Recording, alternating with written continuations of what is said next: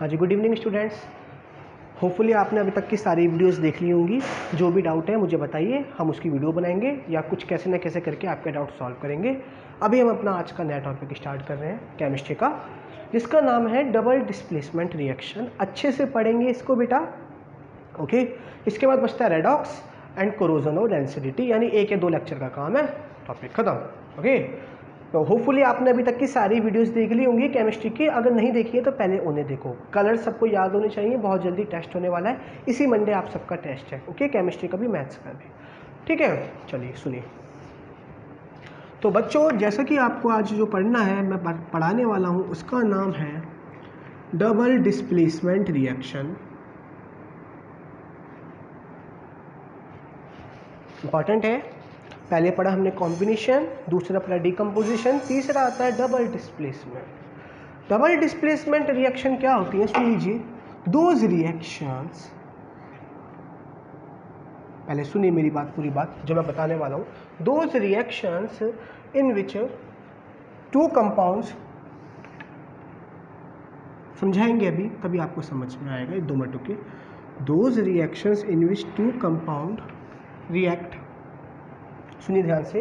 दो substance in which two compound react by exchange of ions, react by exchange of ions to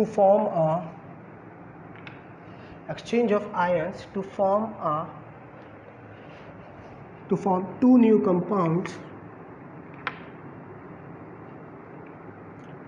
are called double displacement reaction। ध्यान से सुनिए अब मेरी बात। वो रिएक्शन जिसमें दो कंपाउंड, हमेशा याद रखना इसमें कौन रिएक्ट करेंगे, दोनों के दोनों कंपाउंड। जब दो कंपाउंड आपस में रिएक्ट करते हैं और एक दूसरे के आयंस को एक्सचेंज कर लेते हैं, अपना एक दूसरे से अदला बदली कर लेते हैं। एग्जाम्पल के तौर पे मान लीजिए ये मैं हूँ, मेरे साथ मेरा दोस्त है एक AB, ऐसे ये दूसरा ग्रुप है CD, मैं और मेरा दोस्त, नया ग्रुप ये और उसका दोस्त।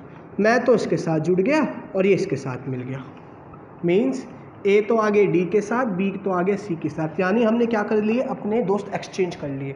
उसी तरीके से सेम काम रिएक्शंस में होता है, क्या कि जब दो कंपाउंड आपस में रिएक्ट करते हैं तो वो अपने आपस में एक्सचेंज, अगर आयंस को एक्सचेंज कर लेते हैं ताकि कोई न्यू सब्सटेंस फॉर्म हो जाए, न्यू कंपाउंड्स फॉर्म हो जाए, तो दो ही बनेंगे। जब दो कंपाउंड रिएक्ट कर रहे हैं आपस में और दोनों एक दूसरे के आयंस को अदला बदली कर रहे हैं, तो आयंस अदला बदली होने की वजह से नए कंपाउंड बनेंगे दो, वही क्या कहलाएगा, डबल डिस्प्लेसमेंट रिएक्शन।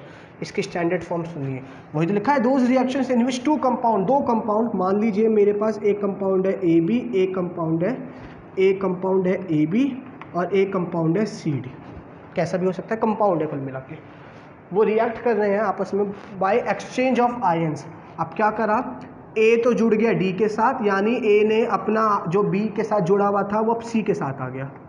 A तो जुड़ गया D के साथ और B जुड़ गया C के साथ, यानी दोनों ने क्या कर लिए, A तो D के साथ जुड़ गया और C जुड़ गया B के साथ। आप खुद देखो, जो B था वो तो किसकी जगह आ गया, D की जगह, खुद देखो ना, नहीं समझे, A और D और B और C, तो यानी दोनों ने क्या कर लिया, एक दूसरे ने अपने आयंस को एक्सचेंज कर लिया। ये जो A है B की जगह तो आ गया D, है ना, और D की जगह क्या, B की जगह D आ गया, यानी दोनों ने क्या कर लिया, अपने एक्सचेंज आयन कर लिए। A D के साथ जुड़ गया, B C के साथ जुड़ गया, और इस केस में जो रिएक्शन होगी वो कहलाई जाएगी आपकी डबल डिस्प्लेसमेंट। आप खुद देखो यहाँ डिस्प्लेसमेंट 2 बार हुआ है, एक बार तो B हटा, B की जगह क्या आ गया, D आ गया, और एक बार इसमें हुआ D की जगह क्या आ गया, B आ गया, यानी दोनों ने एक दूसरे को एक्सचेंज कर लिया। इस केस में देखो कंपाउंड भी चेंज हो गए, जो पहले AB था वो AD हो गया, जो पहले CD था वो हो चुका है CB। तो यही रिएक्शन कहलाती है डबल डिस्प्लेसमेंट रिएक्शन।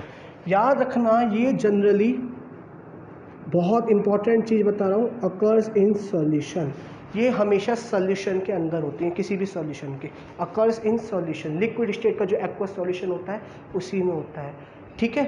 जो भी नए सब्सटेंस बनेंगे उसमें से कोई ना कोई एक सॉलिड सब्सटेंस होगा, सॉलिड प्रेसिपिटेट बनेगा ही बनेगा हर बार। डबल डिस्प्लेसमेंट में हमेशा कुछ ना कुछ प्रेसिपिटेट बनता ही है। इसी वजह से इस रिएक्शन को प्रेसिपिटेशन रिएक्शन के नाम से भी जाना जाता है कि जो हमारी डबल डिस्प्लेसमेंट रिएक्शन होती है वो प्रेसिपिटेशन रिएक्शन भी होती है, क्योंकि जब भी आप कोई भी रिएक्शन कराओगे डबल डिस्प्लेसमेंट तो जो दोनों न्यू सब्सटेंस फॉर्म होंगे दोनों में से कोई ना कोई एक इनसॉल्युबल सॉलिड पार्टिकल बनेगा जिसे हम कहते हैं प्रेसिपिटेट। इसी वजह से हम कह सकते हैं कि डबल डिस्प्लेसमेंट प्रेसिपिटेशन रिएक्शन कहलाती है। ठीक है, और होता कहाँ है जनरली सॉल्यूशन, हवा कहीं नहीं होती, ये कहाँ होता है जब दो चीज़ें आपस में मिलते हैं तो सॉल्यूशन के अंदर जब रिएक्ट करते हैं दोनों एक दूसरे के आयंस को एक्सचेंज करते हैं, दोनों नए न्यू कंपाउंड बनते हैं, उसमें से एक कंपाउंड क्या होगा, कोई सॉलिड इनसॉल्युबल सॉलिड प्रेसिपिटेट होगा हमेशा, इसलिए इसको कहा जाता है प्रेसिपिटेशन रिएक्शन।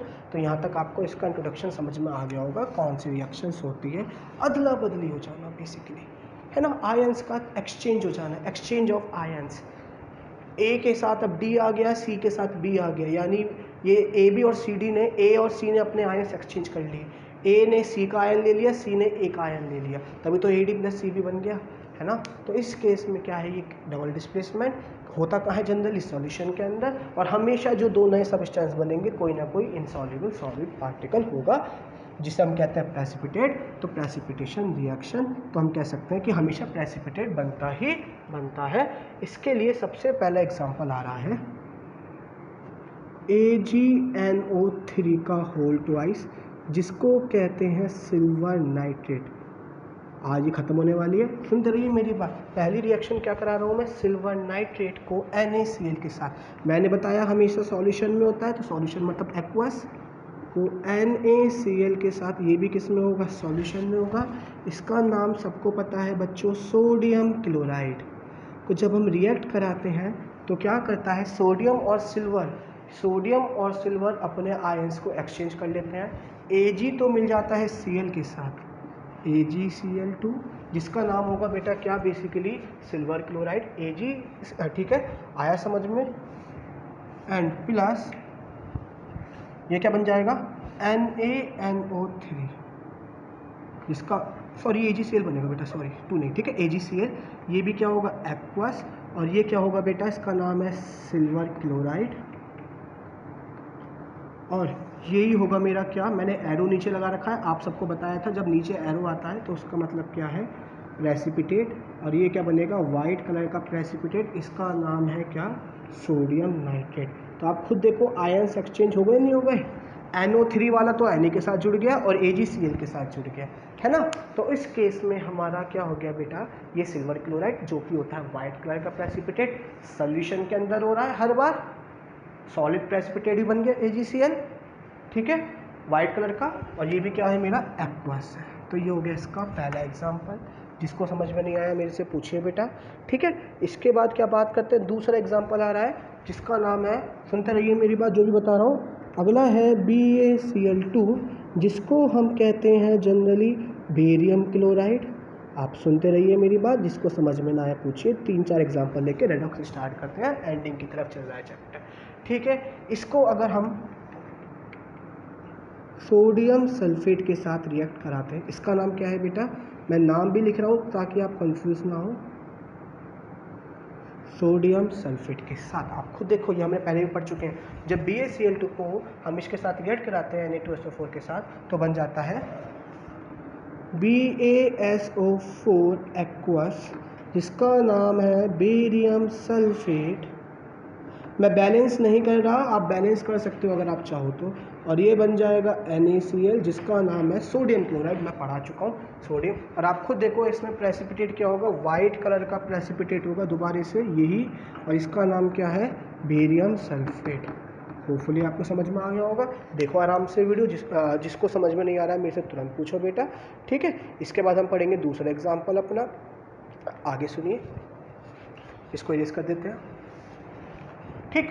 ये रिएक्शन समझ में आ गई होंगी आपको, क्या होता है जनरली डबल डिस्प्लेसमेंट रिएक्शन में बेटा आपका, आगे सुनिए, ये बता दिया है कि प्रेसिपिटेट भी होता है, ठीक है। इसके बाद हम पढ़ते हैं अपनी तीसरी रिएक्शन की तरफ, BaCl2 अगेन मैंने क्या लिया BaCl2। अब नाम नहीं लिखूंगा, आपको पता है क्या होता है बेरियम क्लोराइड, जो नए नाम है उसको लिखूंगा। इसके बाद क्या लिया हमने CuSO4। अब जरा बताना इसका कलर क्या होता है। कल बताया था मैंने डिस्प्लेसमेंट में, ब्लू कलर पढ़ाया था। ये कैसे कलर का होता है, ब्लू कलर का, जिसका नाम क्या है कॉपर सल्फेट। जब रिएक्ट कराएंगे तो ये बन जाएगा बेरियम सल्फेट, ठीक है, और ये बन जाएगा CuCl2 कॉपर क्लोराइड। ये क्या होता है बेटा कॉपर क्लोराइड, आपको पढ़ाया था। और ये क्या होता है बेटा बेरियम सल्फेट, है ना। आप लोगों को याद हो तो हमने पढ़ा था, कोई दिक्कत है तो बताइए, ठीक। और इसमें जो प्रेसिपिटेट बनता है वो आप सबको पता ही अभी पढ़ा है। इसमें भी BSO4 बना था, एक्वस है, तो यही होता है कैसे कलर का वाइट PPT मतलब प्रेसिपिटेट, और ये ब्लू कलर का होता है ना एक्वस सॉल्यूशन। कोई दिक्कत, तो ये एक्सचेंज हो रहे हैं। ये हो गया मेरे तीसरा एग्जाम्पल। इसके ओवरऑल इसमें जो हमें एग्जाम्पल पढ़ने हैं वो 7 एग्जाम्पल पढ़ने हैं, ठीक है, सारे बताऊंगा। उसके बाद आज कुछ हम इंपॉर्टेंट इसके क्वेश्चंस करेंगे। अगला आता है एग्जाम्पल नंबर 4। देखिए एग्जाम्पल नंबर 4 क्या है बेटा इसका, जब हम CuSO4, नाम नहीं लिखूंगा इसका, आप सबको पता है कॉपर सल्फेट ब्लू कलर का होता है ना। CuSO4 को जब हम हाइड्रोजन सल्फाइड H2S गैस, ये एक्वस के अंदर ही हो रही है रिएक्शन, गैस, क्योंकि एक चीज़ एक्वस हो गई तो एक्वस के अंदर हो रहा है, ये गैस होती है। मैं पहले बता देता हूँ आपको, ये क्या है हाइड्रोजन सल्फाइड गैस, क्योंकि लिक्विड सॉल्यूशन के अंदर हमने गैस पास कराई, किसके सॉल्यूशन के अंदर कॉपर सल्फेट के, तो बन गया CuS, जिसका नाम है कॉपर सल्फाइड। क्या नाम है कॉपर, ठीक है। ये क्या है आपका जनरली वाइट कलर का ब्लैक कलर का प्रेसिपिटेट होता है, कैसे कलर का ब्लैक PPT, ठीक है। समझ में आया सबको कि ये क्या है आपका जनरली ब्लैक कलर का प्रेसिपिटेट है, जिसका नाम है CuS कॉपर सल्फाइड, और साथ में क्या बनता है H2SO4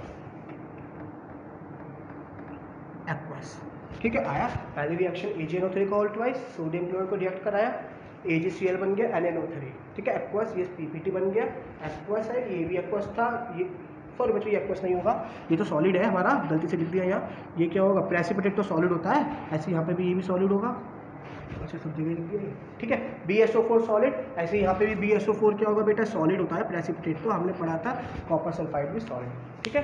ब्लैक कलर का प्रेसिपिटेट, ये हो गया इसका 4th एग्जाम्पल। आप आराम से देखिए, 3 एग्जाम्पल और बचते हैं, कुछ क्वेश्चन करेंगे, रेडॉक्स पे आ जाएंगे। इसके बाद आता है आपका बेटा, ये याद होना चाहिए ब्लैक कलर का प्रेसिपिटेट किसका होता है ना। अगला आता है आपका बेटा एग्जाम्पल क्या, AlCl3, जिसका नाम है एल्यूमिनियम क्लोराइड। ओके सुनते रहिए, मैं जान के सारे एग्जाम्पल बता रहा हूँ बेटा, बोर्ड में कुछ भी आ सकता है, ठीक है, कोई सा भी रिएक्शन आ सकता है। इसको कराया हमने अमोनियम हाइड्रोक्साइड के साथ NH4OH, लिख देता हूँ इसका नाम क्या है अमोनियम, ये हमने 9th क्लास में इसका बनाया था फॉर्मूला, याद हो तो NH4 की वैलेंसी 1 होती है, OH की भी वैलेंसी 1 होती है, तो ये क्या बन जाएगा Al2OH का होल थ्राइड, जिसका नाम है एल्यूमिनियम हाइड्रोक्साइड, ठीक है, और साथ में NH4Cl,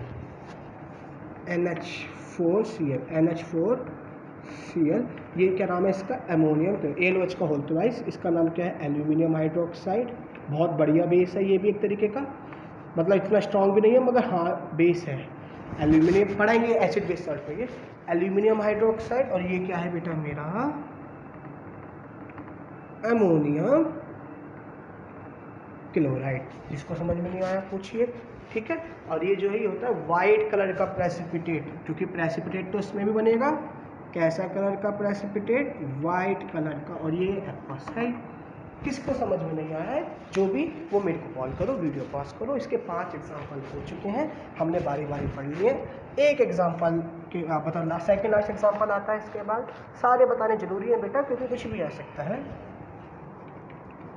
PbNO3 का होल ट्वाइस, सुन लो लेड नाइट्रेट LeAdNitrate, और ये आप पढ़ चुके हो बेटा चेंजिंग कलर में, जब पोटेशियम आयोडाइड के साथ रिएक्ट कराते हैं, है ना, तो क्या बनता है खुद बताओ, PbI2, पहले क्या बनेगा जो नाम है लेड आयोडाइड, जो कि किस कलर का प्रेसिपिटेट था, येलो कलर का। मैंने पढ़ाया था, आपको याद हो तो, चेंजिंग कलर में जब हम मिले थे, ठीक है। येलो कलर का प्रेसिपिटेट जिसका नाम है लेड आयोडाइड, और क्या बन जाएगा, पोटेशियम नाइट्रेट जिसका नाम है KNO3, potassium nitrate, potassium nitrate, ठीक है। अब आती है आपकी लास्ट एक रिएक्शन, इसके बाद हम पढ़ेंगे कुछ इंपॉर्टेंट क्वेश्चन। लास्ट है NaOH plus HCl, sodium hydroxide plus HCl, sulphuric acid, तो ये बन जाएगा NaCl प्लस H2O, ठीक है, NaCl प्लस H2O। और ये जो NaCl है ये हमारा नमक होता है, इसका नाम है सोडियम क्लोराइड, और ये होता है मेरा लिक्विड। तो ये होगा मेरे इसके सारे एग्जाम्पल, ठीक है। कोई दिक्कत, अगर किसी को दिक्कत है तो बता दीजिए। याद रखिएगा ये एक ऐसी रिएक्शन है जिसमें प्रेसिपिटेट फॉर्म नहीं होता, इसको याद रखिए। कुछ एक्सेप्शन हर जगह होते हैं, तो इसमें प्रेसिपिटेट नहीं होता, क्योंकि ये जो नमक है ये पानी में सॉल्युबल होता है। तो ये भी आ सकता है कि एक ऐसी रिएक्शन बताइए जिसमें प्रेसिपिटेट फॉर्म नहीं होता है और डबल डिस्प्लेसमेंट है, तो this will be the example. Okay, clear है? जिसको समझ में नहीं आया मेरे से पूछिए। चलिए आगे चलते हैं, अपना आगे बढ़ाते हैं पार्ट, ठीक है। तो कुछ क्वेश्चन मैं आपको सामने करा रहा हूँ जो कि हमारे लक्ष्मीर सिंह के ही क्वेश्चंस हैं। देखते हैं आप लोगों ने कितना पढ़ा है यहाँ तक के लिए। कुछ एक दो क्वेश्चन करा रहा हूँ, अगर दिक्कत है तो आप मुझे बताइएगा। देखो सबसे पहले तो ज़्यादा खास नहीं है, सबसे पहले क्वेश्चन में हमें बताना है, इतना इंपॉर्टेंट नहीं है कि ये कॉम्बिनेशन है, डिकम्पोजिशन है, डिस्प्लेसमेंट है, डबल डिस्प्लेसमेंट है, तो ये आप इजीली कर सकते हो। जो मुझे अच्छा क्वेश्चन लग रहा है वो मैं आपके सामने लिख रहा हूँ, ओके।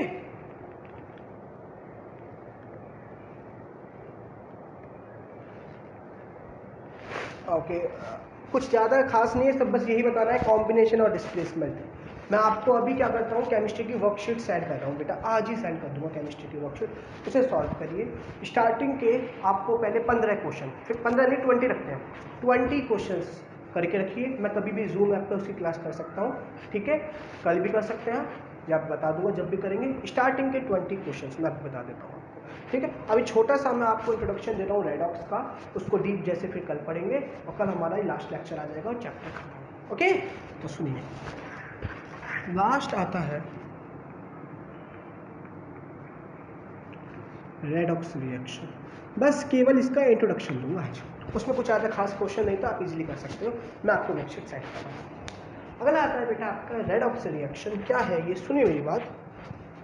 ये जो रेडॉक्स है ना, ये दो चीज़ों से मिलकर बना है, ध्यान से देखना, ReDOX। हमारे पास दो टर्म आते हैं ऐसे, ReD से तो बनता है बेटा रिडक्शन, OX से बनता है बेटा ऑक्सीडेशन, और अगर दोनों को मिला दिया जाए तो वो रिएक्शन कहलाती है रेडॉक्स रिएक्शन। तो ऐसी रिएक्शन, सुनते रहिए, मैं केवल इंट्रोडक्शन दे रहा हूँ, मैं इसके कोई स्टैंडर्ड फॉर्म नहीं बताऊंगा, इसको मैं एक एक क्वेश्चन करके दिखाऊंगा आपको, ठीक है, कल।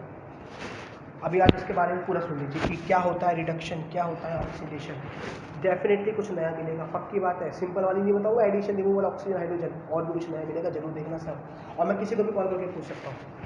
रेडॉक्स रिएक्शन वो रिएक्शन जिसमें हमारा रिडक्शन भी होता है, साथ में ऑक्सीडेशन भी होता है, तो ऐसी रिएक्शंस को कहा जाता है रेडॉक्स रिएक्शन। जनरली रिडक्शन जो है वो हमारा एक अलग प्रोसेस है, ऑक्सीडेशन जो है वो हमारा अलग प्रोसेस है। अगर दोनों ही एक साथ हो रहे हैं किसी भी रिएक्शन में तो वो बन जाएगा हमारा रेडॉक्स रिएक्शन, ठीक है, क्लियर है।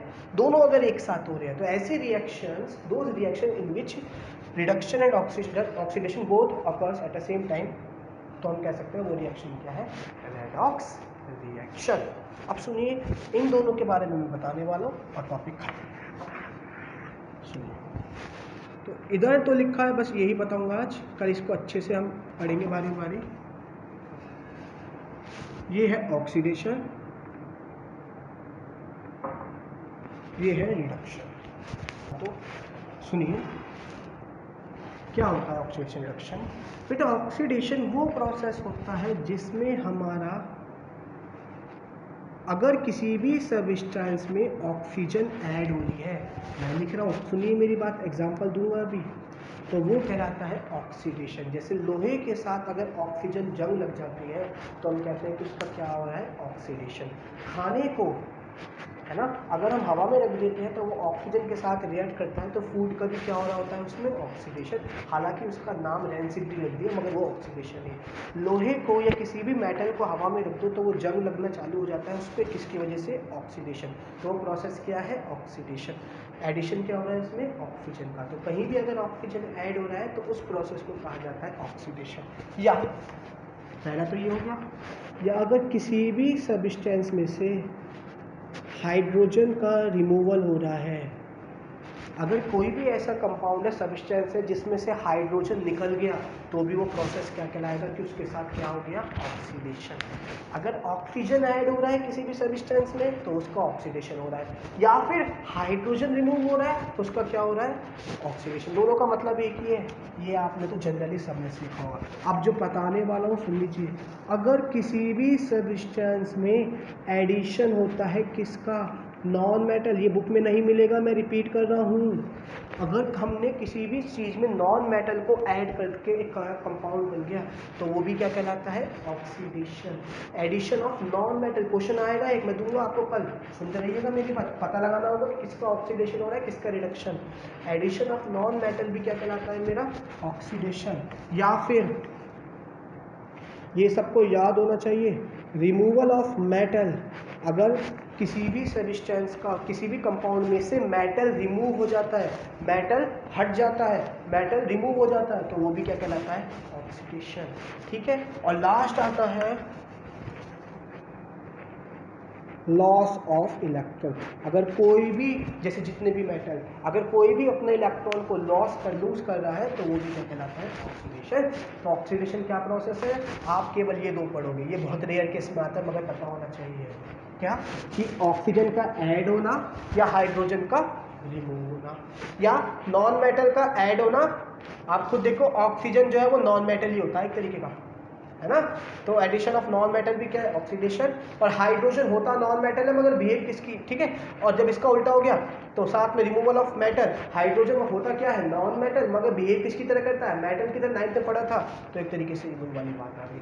तो अगर ऑक्सीजन क्या हो रही है, ऐड हो रही है, तो वो नॉन मेटल ही तो है, तो addition of non metal. Hydrogen है नॉन मेटल मगर बिहेव करता है मेटल की तरह, तो मेटल का रिमूव होना ही क्या कहलाता है, ऑक्सीडेशन। ऐसे ही अगर कोई इलेक्ट्रॉन को लूज कर रहा है, अपने इलेक्ट्रॉन को लूज कर रहा है, मान लीजिए मेरे पास 10 इलेक्ट्रॉन है, मैं अपने इलेक्ट्रॉन को लूज कर रहा हूँ, तो मेरा क्या हो रहा है, ऑक्सीडेशन। तो जनरली जो मेटल्स होता है उनका क्या होता है, ऑक्सीडेशन। क्यों, क्योंकि मेटल क्या करते हैं, अपने इलेक्ट्रॉन्स को लूज करते हैं, तभी तो लोहे का ऑक्सीडेशन होता है, तभी तो जंग लग जाता है उसको, क्योंकि वो इलेक्ट्रॉन को लूज करते हैं अपने। तो लॉस ऑफ इलेक्ट्रॉन भी क्या कहलाता है आपका, oxidation, like all the metals example. ठीक है, मेटल्स का जनरली क्या होता है, ऑक्सीडेशन होता है। बात करते हैं रिडक्शन की, just opposite, addition of hydrogen. अगर किसी भी सब्सटेंस में हाइड्रोजन का ऐड हो रहा है तो वो क्या कहलाता है, रिडक्शन। पहला पॉइंट, इसमें क्या था, एडिशन ऑफ ऑक्सीजन, उसमें क्या है, एडिशन ऑफ हाइड्रोजन। दूसरा, रिमूवल ऑफ ऑक्सीजन, उसमें क्या था, हाइड्रो, उल्टा हो गया ना, यहाँ एडिशन हो रहा था, यहाँ रिमूवल हो रहा है, यहाँ रिमूवल हो रहा है, यहाँ एडिशन हो रहा है, रिमूवल ऑफ ऑक्सीजन, ऐसे यहाँ पे उल्टा हो जाएगा। एडिशन ऑफ मेटल, अगर किसी भी सब्सटेंस में मेटल ऐड हो रहा है, खुद देखो ना, हाइड्रोजन एक तरीके का मेटल की तरह बिहेव करता है, तो एडिशन ऑफ मेटल, रिडक्शन। या रिमूवल ऑफ नॉन मेटल, उल्टा हो गया ना, ऑक्सीजन नॉन मेटल तो होता है, रिमूवल ऑफ ऑक्सीजन यानी रिमूवल ऑफ नॉन मेटल, एक तरीके से ऐसे समझ लो याद करने के लिए, तो ये भी रिडक्शन। और लास्ट, गेनिंग ऑफ इलेक्ट्रॉन। अगर कोई भी सब्सटेंस इलेक्ट्रॉन्स को गेन कर रहा है, जैसे नॉन मेटल्स जनरली, तो उनका जनरली क्या होता है, रिडक्शन होता है। तो ये हो गया मेरा बोथ। और अगर दोनों एक साथ हो रहे हैं, दोनों के दोनों सेम टाइम पे हो रहे हैं, जनरली होता ही है ऐसा, और सेम टाइम पे हो रहे हैं, एक तरफ ऑक्सीडेशन हो रहा है किसी सब्सटेंस का तो किसी का रिडक्शन, दोनों को एक साथ हो रहा है, तो उस केस में वो रिएक्शन क्या कहलाती है आपकी, रेडॉक्स रिएक्शन। ठीक है, आया समझ में, जिसको भी समझ में नहीं आया मेरे से पूछिए। ठीक है, ये हो गया मेरा आपका यहाँ पे टॉपिक खत्म। ठीक। और ये है हमारी रेडॉक्स रिएक्शन। अगर किसी को दिक्कत है पूछिए, इसका एग्जांपल में हम आपको कल बताएंगे, कोई स्टैंडर्ड फॉर्म ऐसी नहीं है। ये हो गया मेरा लास्ट टॉपिक एक तरीके का, इसी को डीप पढ़ना है क्योंकि जो आगे के टॉपिक है वो ऑक्सीडेशन नहीं है, डेंसिटी कोरोजन। ठीक है, चैप्टर खत्म होने वाला है, एक वीडियो या 2 वीडियो आएंगे बस, जिसमें क्वेश्चंस करेंगे हम अच्छे से। वर्कशीट आपको मिल रही है, होमवर्क के लिए आप उसे कर लेना। स्टार्टिंग के 20 क्वेश्चंस, कितने 20, कभी भी हम जूम ऐप पर उसके डाउट्स ले लेंगे। और मैथ की भी वर्कशीट आप तैयार रखिएगा आगे क्वेश्चंस के लिए। ठीक है, तो आज के लिए इतना, थैंक यू।